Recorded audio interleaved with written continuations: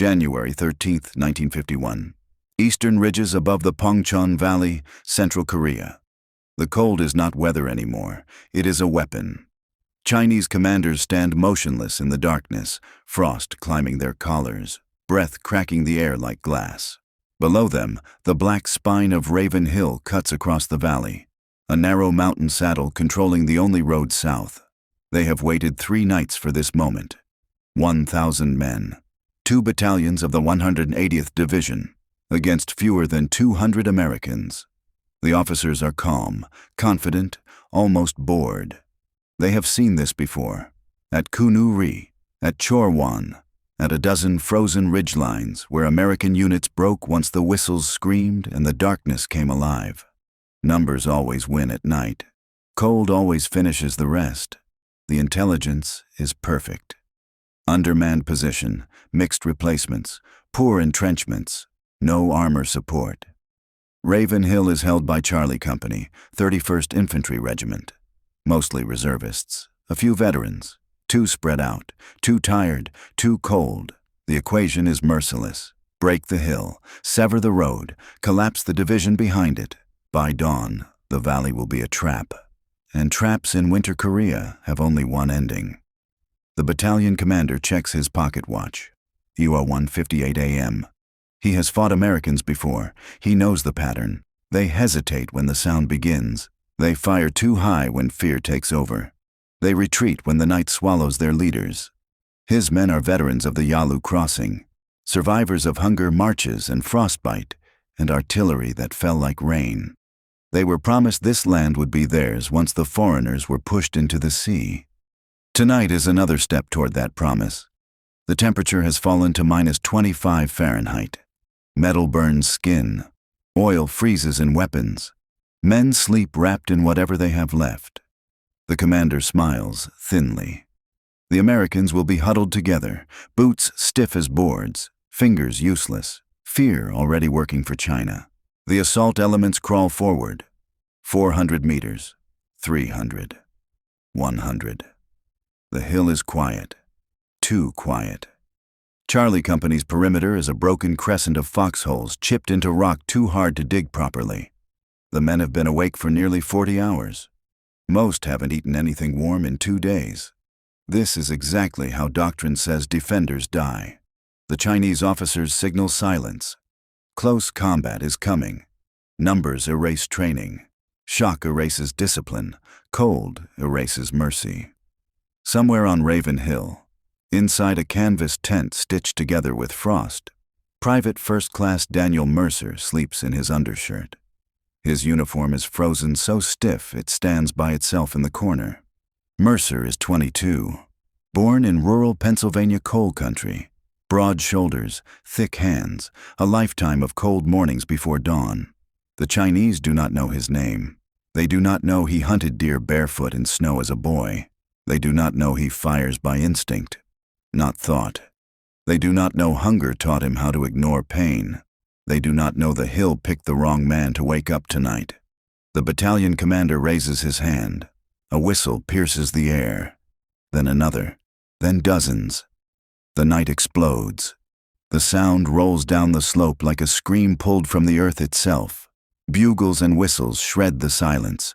Boots pound frozen ground. Shadows multiply into men. At 02:01 a.m., Raven Hill wakes up. Bullets tear through canvas. Men shout names that vanish into gunfire. Sleep becomes terror in a heartbeat. Mercer's eyes snap open. The tent wall disintegrates beside him. He doesn't think. He moves. Barefoot, skin burning, he grabs his rifle and charges into the open as tracers slash the dark. The hillside is alive with movement. Figures running, falling, rising again. Chinese soldiers are already inside the perimeter. 50 yards, 30. Too close. Raven Hill was supposed to fall tonight. The math said so. History is about to disagree. The whistles don't stop. They echo and overlap. A chorus of shrill metal tearing through the dark. Grenades bloom across the hillside in dull white flashes, spraying ice and dirt and fire. Men stumble out of tents into a nightmare already in motion. Boots half-laced, Helmets forgotten, rifles clutched with numb hands. Some don't make it 10 steps. Private First Class Daniel Mercer hits the ground barefoot. The snow should cripple him. The stone should flay him. The cold should shut his body down in seconds. It doesn't. Pain never gets a vote. He slides into a shallow fighting scrape at the edge of the perimeter and brings the rifle up as if it has always been there, waiting. The world collapses into a narrow tunnel of motion and light.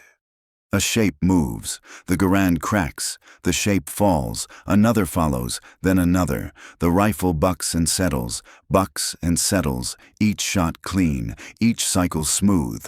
Load, sight, press. No pause between intention and outcome. This is not courage, this is habit.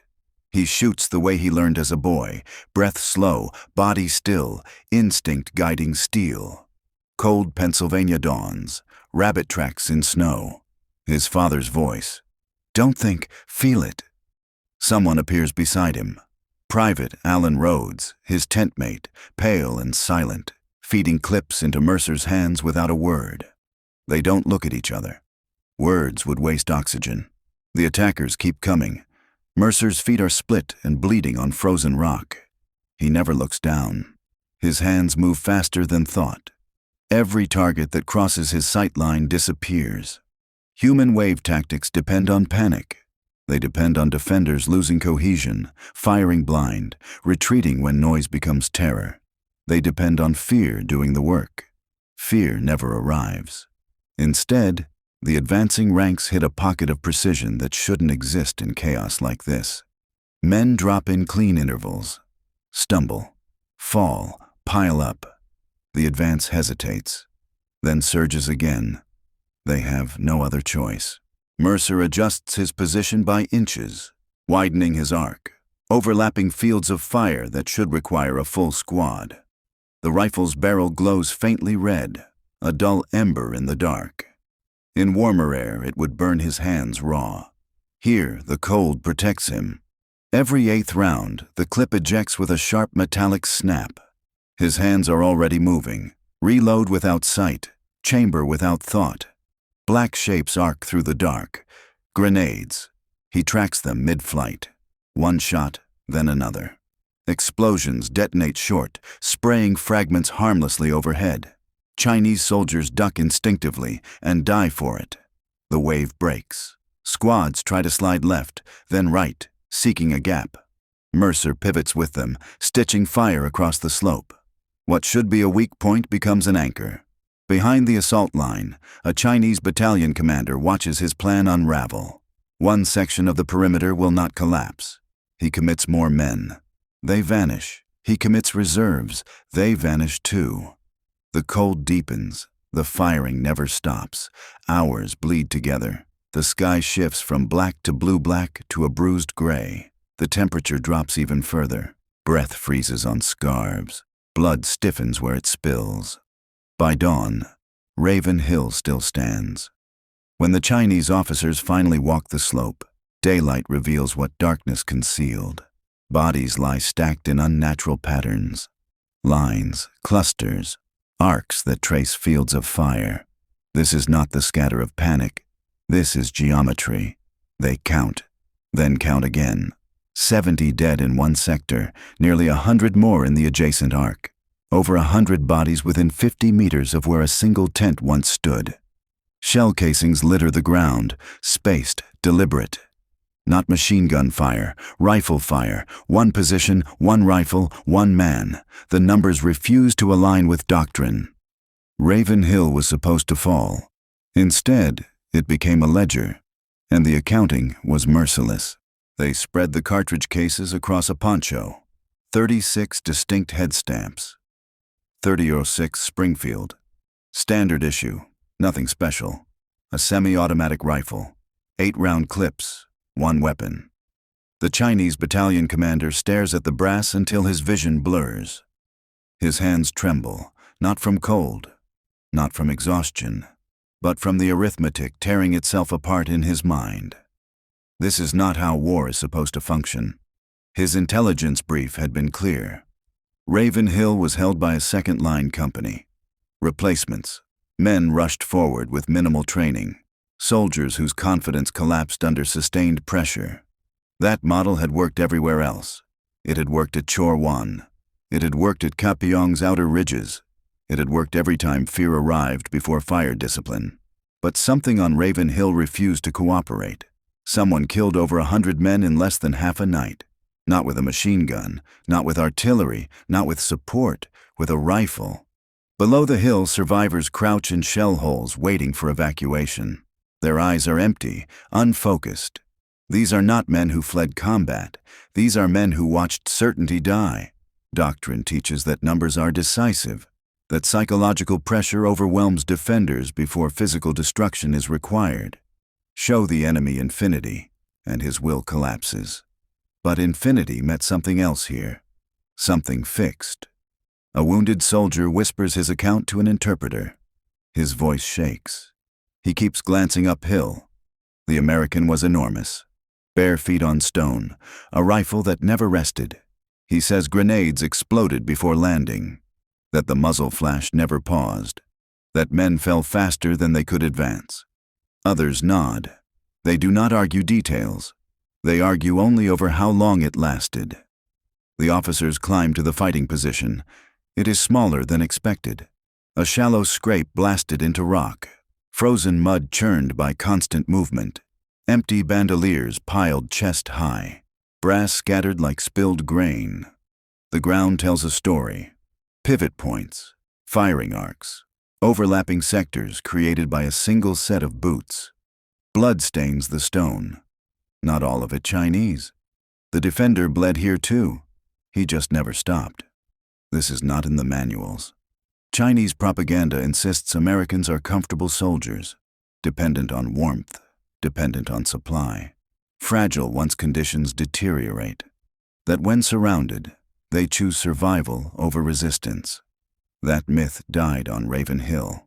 The battalion commander radios division headquarters. He reports the numbers slowly, clearly, as if precision might make them believable. The voice on the other end asks him to repeat. He does. Silence follows. The kind that forms when doctrine collapses and no replacement theory exists. Questions arrive. How many defenders? What weapons? Why no withdrawal? He has no answers. He knows 1,400 men attacked. He knows fewer than 1,000 will march again. He knows the pass remains closed to Chinese forces because one sector refused to yield long enough for American reinforcements to seal the line. He knows the offensive ended here. Intelligence officers work through the wreckage. Captured papers, prisoner statements, half-frozen dog tags taken from the wounded. A name surfaces repeatedly. Daniel Mercer, private first class, age 22. Origin, Pennsylvania. The file is thin, no decorations, no special training, no explanation. The name means nothing to Chinese command. It will mean everything to American history. But for now, Raven Hill stands quiet, frozen, scarred, and unchanged. The cold remains.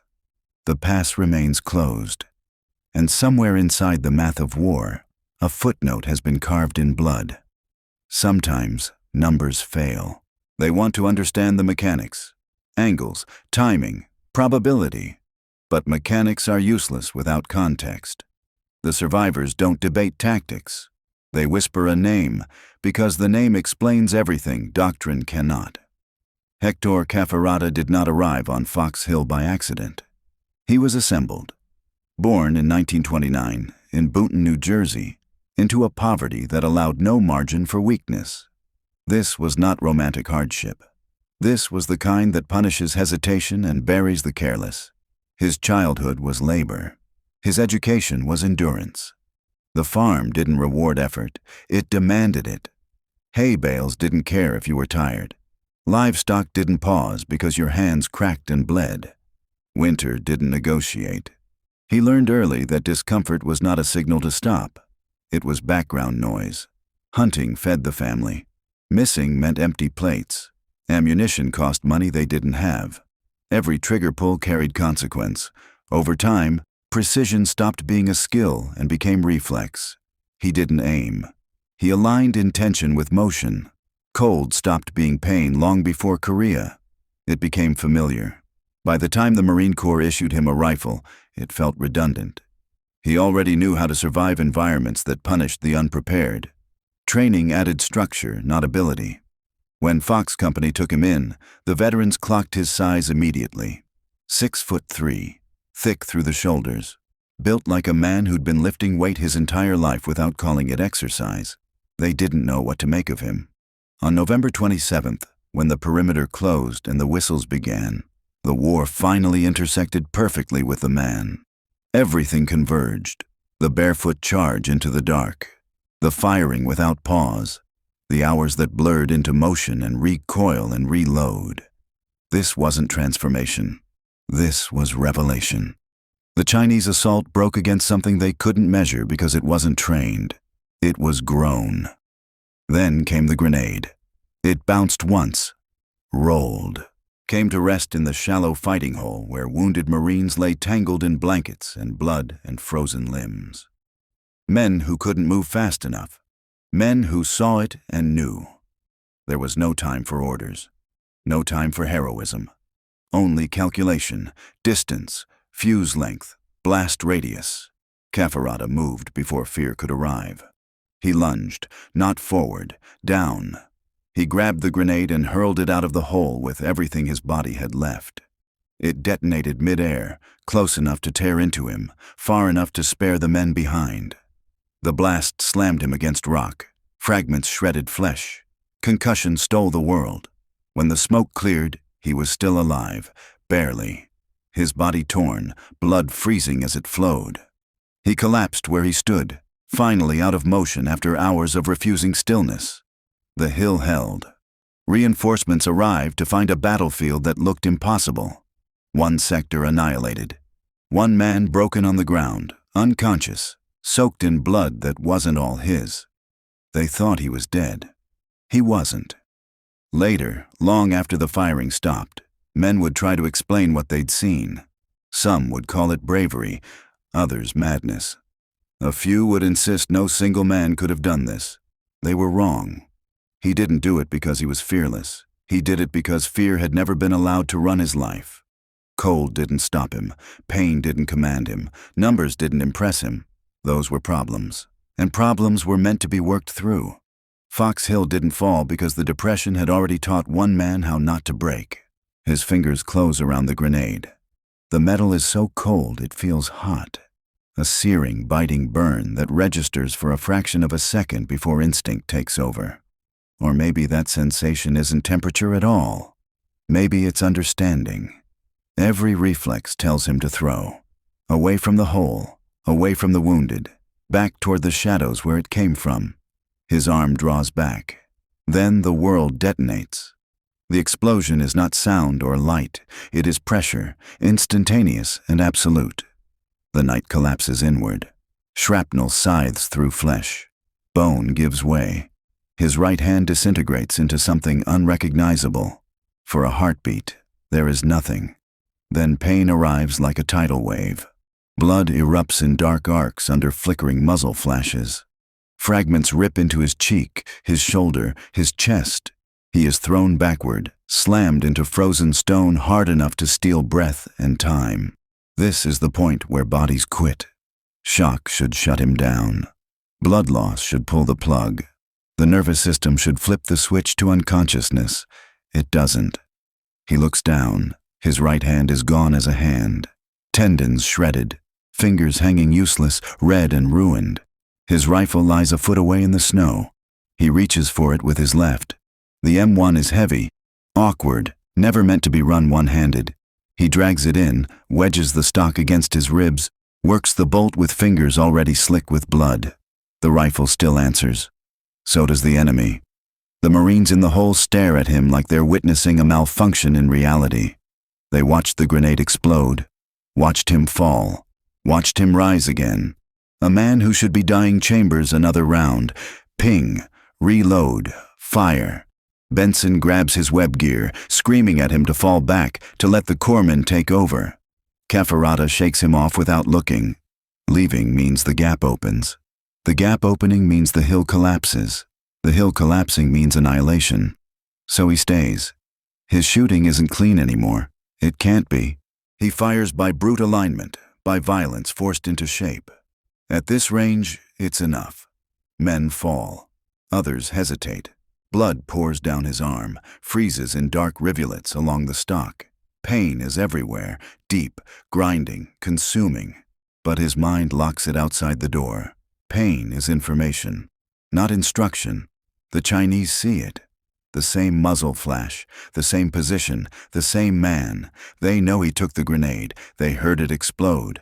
They waited for silence. Instead, the fire intensifies. Fear spreads backward through the assault line. Squad leaders shout, whistles blow. Men refuse to advance toward the position that refuses to die. Then the sky begins to change. Black fades to blue, blue to gray, gray to dawn. Daylight arrives like a verdict. The advantage vanishes with the shadows. What worked in darkness now exposes everything. Snowfields stretch open and merciless. Every movement is visible. Chinese commanders make one final decision. Commit the reserves. 600 fresh troops surge forward in full light, advancing as doctrine demands, convinced that mass will still prevail. They are wrong. Machine guns open up along the ridge. Mortars begin to fall. Rifle fire converges from positions that survived the night because one sector never failed. Men drop in rows. Cafarata fires until his vision tunnels and his legs finally give out. He slumps against the rock, rifle slipping from his grip, his body at last surrendering to damage it can no longer ignore. By the time medics reach him, he is barely conscious. His wounds are catastrophic. His pulse is thready. They don't expect him to last the evacuation. Fox Hill still stands. The pass remains open. The division survives. Later, long after the blood has frozen into the ground and the dead have been counted, officers will try to explain how it happened. They will talk about terrain, about timing, about discipline. They will circle around the truth without touching it. One man refused to fall, and because of that, an army stopped. The killing ground settles into order. Cafarata anchors the rifle against a slab of frozen stone. His right arm hangs useless at his side, a ruined weight, but his left shoulder locks the weapon in place. He breathes shallow, measured breaths, each one costing more than the last. He chooses targets deliberately now. Men giving orders, men carrying satchels, men who pause, hesitate, try to gather others around them. The rifle answers each decision. Figures collapse mid-stride. Snow erupts and then darkens. Momentum drains from the attack like blood from an open wound. What began as a charge degrades into confusion. Shouting replaces coordination. Bugles scream signals no one needs explained. The reserve battalion dissolves. 600 become fragments. Fragments become fugitives. Men scramble downslope, slipping, falling, abandoning weapons, desperate for distance from the hill that refuses to let them pass. Fox Company does not pursue. No one has the strength. No one has the will. The Marines stay where they are, staring in disbelief as an enemy force evaporates in front of them. 4 hours earlier, they were certain they would die here. Now the silence feels unreal. Cafarata fires one last time. The rifle answers with a hollow click. Empty. He reaches for another clip, fingers trembling. His hand doesn't respond. The strength that carried him through explosion and blood loss finally abandons him. His knees give way. Benson catches him, shouting for a corpsman. The medic arrives and freezes.